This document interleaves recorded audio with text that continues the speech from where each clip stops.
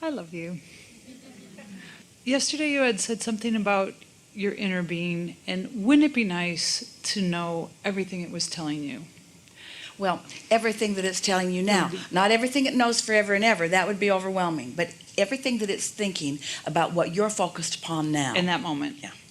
And I'd like to have a little bit of understanding about that connection to my inner being, as maybe you can say how Esther connects to Abraham. And I know often you're telling stories about how Abraham told Esther something. Is she going into a state like this? Yeah. When Jerry was around, she would discuss her whatever with Jerry, and they would turn on a recorder, and Jerry would present it as best he could to us, and then we would speak to him in the recorder, and then Esther would listen back. And that was a satisfying way of sort of co-creating with Jerry. These days, Esther takes her laptop and types her question from her conscious Esther awake aware state, and then she relaxes, gets into what you would describe as a soft meditative state, and takes dictation from us. And you do So it, we do you write, type it back then yeah, to yourself? we Okay. write the answers back to her, and she does it every day. Okay, so what's the difference between discussing the question with Abraham as to Esther's inner being, or is that the same thing? Well, Esther's inner being is a component of the larger group of consciousness that we are calling Abraham. Consciousness is a stream, not a clump. So you might think of Esther's inner being as one of the clumps that's in the bigger clump that is the stream of Abraham.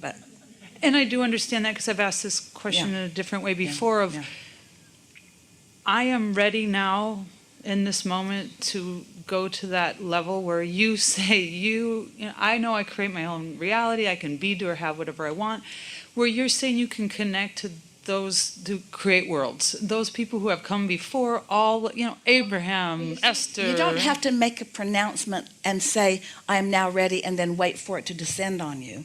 Although that willingness and readiness and ableness is a good state of being to be in, because that allows it to happen, and you are more likely to be aware that it's happening as it is happening. But we really want you to feel with us that where you stand, we're putting you here, and out here is this cone of consciousness that's all focused and flowing to you, that is aware of you and knowing of you and thinking about you and focused with you. And all of that is happening whether you pronounce yourself ready for it or not. It doesn't start happening because you ask for it, because you've already asked for it in so many different ways. But by making the statement as you just did, that helps your readiness, provided the statement isn't lackful based. No, it's because... Well, we know it isn't, but if you're saying I'm ready because you're in this needy place, then even though it will continue to flow as it was even before you put it into words, your acknowledgement that you want something that hasn't been happening might keep you from being in the receiving mode.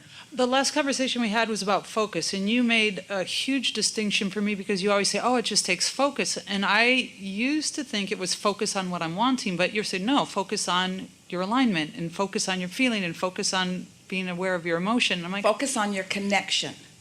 Focus on plugging in the toaster before you try to toast the bread. The first time I was ever in the hot seat was the story Esther told about when she went to the DMV with her vision. And I'm like, if she can do that, what could I do if I had that same focus to have that in my hands? We have it in my, it's not a question, but I'm often distracted by menial other things. And I'm like, if this is so important and I have the ability to... But here's the thing that we would like you to settle into, just for a day or 2 or 3 or 10. Magic happens in the menial things too. And just the labeling of it being menial sort of takes the magic away from it.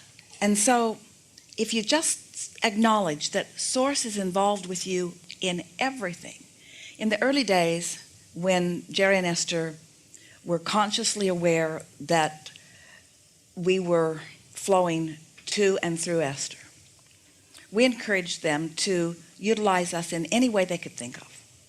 So one day they were at the grocery store, and in those days Esther was still wearing 6-inch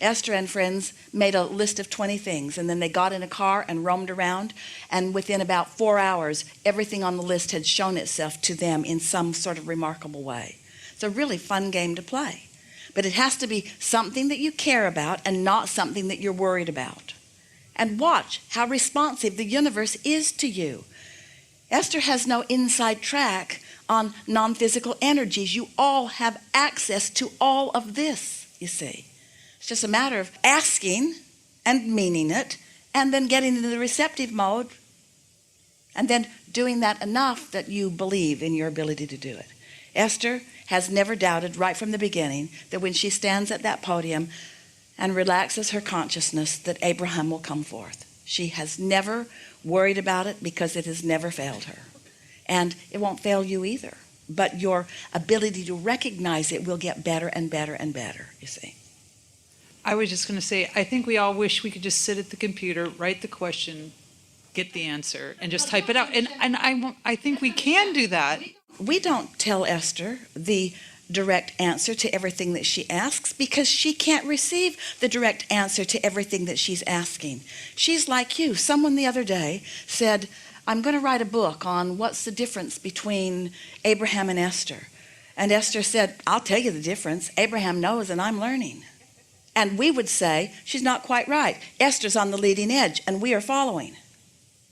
We're all in this together, you see. But when Esther has something that's really bothering her, and she'll sit and she'll write the scenario about it, and then even though she relaxes and gets into the receptive mode, she's still not really in the place that she can hear every subtle nuance that we would like to give her. And so we speak to her, but you got to remember, she's the translator of what we're saying, and she can't translate beyond her ability to let it flow. Much easier for her to translate for you because she's not hung up on your issues. Sometimes she'll read back those writings and she'll realize, well, Abraham told me it then, and then they told me then, and then they told me then, and then they told me then, and then I got it. Be patient with yourself in the same way that your inner being is. Thanks. Good? Thank Yes, you. indeed. Yes.